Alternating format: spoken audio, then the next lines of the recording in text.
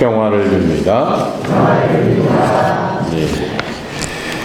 교회는 오늘부터 사순 시기가 시작되는 제의수요일이죠.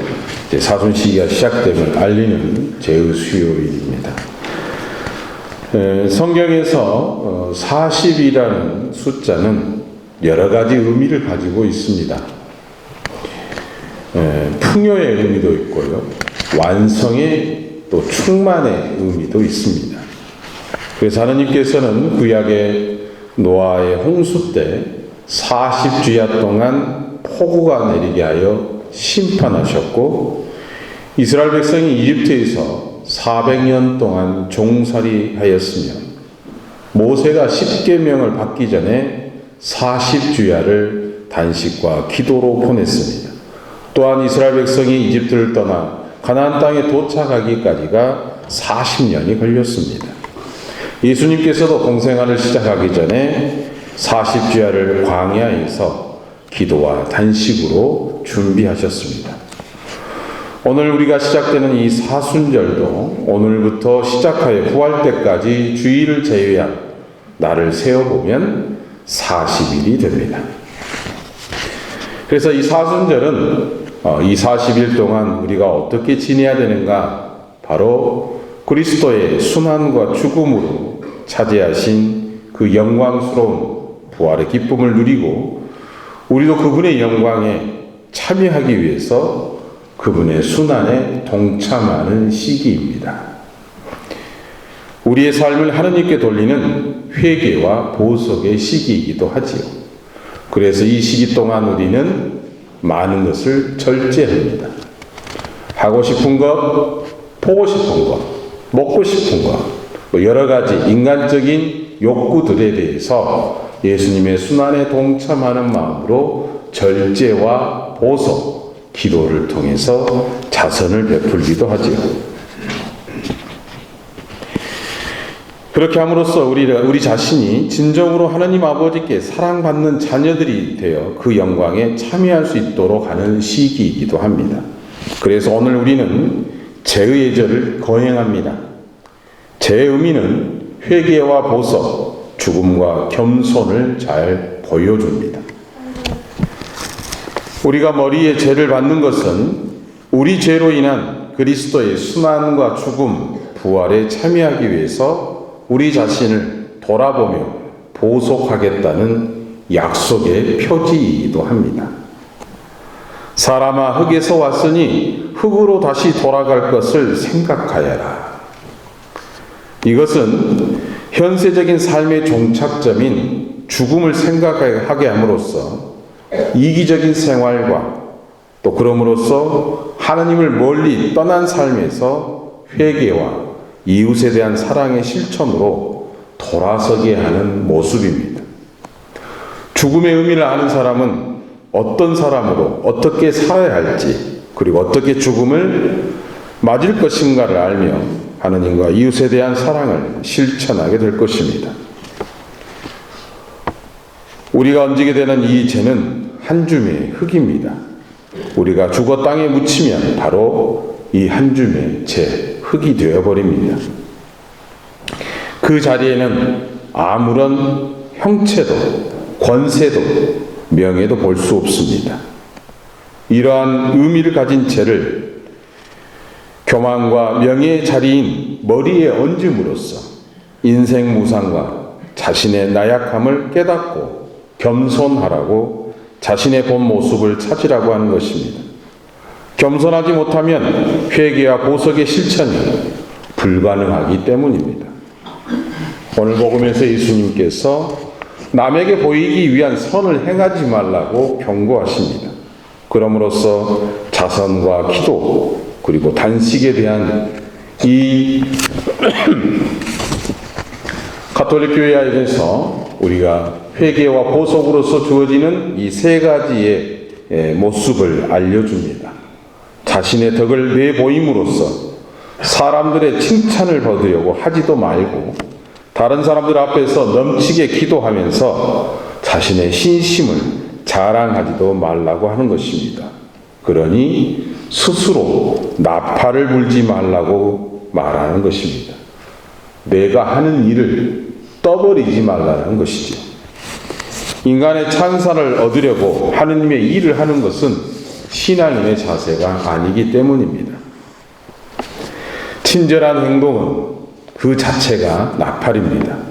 숨겨야 할 것은 그런 행동이나 장소보다도 베풀려는 뜻입니다. 바로 오른손이 하는 일을 왼손이 모르게 하는 것이지요. 이 말씀 역시 사람들 눈에 띄지 않도록 도우라는 말씀입니다. 마치 우리가 선을 베풀 때 베푸는 손조차도 그 사실을 모르게 하라는 말씀입니다.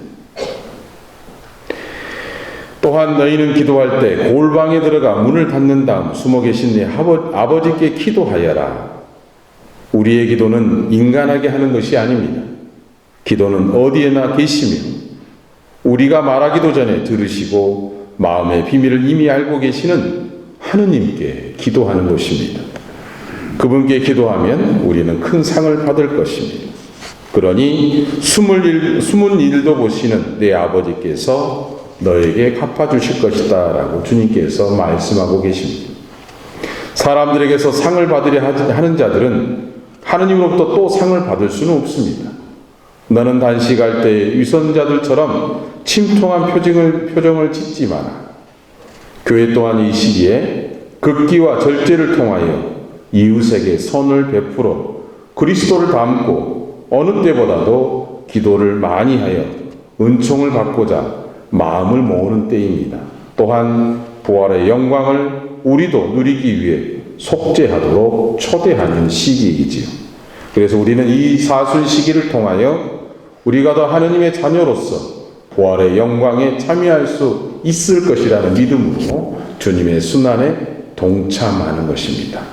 그러니 오늘 우리가 바르는 이 제의식이 단순히 사순 시기를 시작하는 어떤 표징으로서의 죄를 얻는 의식이 아니라 우리는 이제 40일 동안 주님과 똑같이 우리의 구원을 위해서 당신의 스스로 십자가를 지었던 고통과 순환을 스스로 받으셨던 그 삶의 길을 동참하는 것입니다. 그 길에 동행하는 거죠. 혼자가 아니라 누구와 함께 우리 모두 공동체가 함께 손을 잡고 주님이 걸어가신 그 십자가 골고타 언덕을 같이 걸어가고자 초대하는 자리이기도 합니다. 그러니 오늘 죄를 얻는 이 예식은 우리에게 크나큰 한 획이 될 수 있습니다. 그저 한 시기에 표징으로서의 어떤 제스처가 아니라 그 죄를 얹음으로써 오늘 방금 말씀드린 대로 그 죄가 주는 의미, 죽음을 상징하고 아무것도 아닌 우리는 죽어버리면 한 줌의 죄로 아무 무상으로 갈 수밖에 없는 이 죄이기 때문에 한없이 어때야 된다? 겸손해야 된다라고 하는 것이죠. 그래서 이 사순 시기 동안 주님께서 주신 그 은총의 시간 동안 우리가 절제하고 보속하고 기도하고 단식하면서 그 자선에 대한 마음을 키우도록 우리를 초대하는 것입니다. 그 마음으로 여러분이 구할 때 하나님께 봉헌하는 마음이 되었으면 좋겠습니다. 그렇게 해서 이 40일이 나의 또한 구원에 더 다가서는 우리에게 주어진 은총의 시간임을 기쁘게 체험하셨으면 좋겠습니다. 그 시작이 바로 오늘 우리가 죄를 얻는, 이마에 죄를 얻는 이것이 우리를 그 길로 인도하는 첫 번째 시작임을 알리는 것입니다. 그러니 죄를 얹고 나서 닦지 마시오. 네? 죄 얹고 나 막 닦아본 사람이 있어요. 네, 닦지 마시고 그대로 집에 가셔야 돼요. 내일 아침에 일어나 닦으시면 돼요. 네? 좀 이것이 이 죄 얹은 이 십자가가 좀 오래 있어야지 좀 남아있을 거 아니에요. 흔적이라도. 네. 근데 막 닦지 마시라고. 네, 안 닦게 갖고 있다. 내일 아침에 세수할 때 닦으시고. 오늘 저녁에 뭐 누구 보여줄 사람도 없잖아요. 그죠? 닦아볼라? 그 의미를 살리셔야 돼요. 내일 아침에 잊어버리세요. 자고 딱 일어났는데 잊어버려요. 내가 어제 죄를 바른 사람이 잊어버릴 수 있어요. 아침에 딱 일어나서 거울 봤을 때, 이마에 아직 흔적이 남아있으면, 어제 저녁에 사순심이 시작하면 죄를 얹었지. 그러면 어때요? 잊어버렸던 마음이 다시 올라옵니다. 그래서 중요한 겁니다. 그래서 그 상징적인 게 상징으로만 참여했던 걸 끝나지 마시고 이 40일 동안 우리의 신앙인의 모습을 지키기 위해서라도 다시 한번 다짐하는 그런 시간 가지셨으면 좋겠습니다. 아멘. 다시 바랍니다.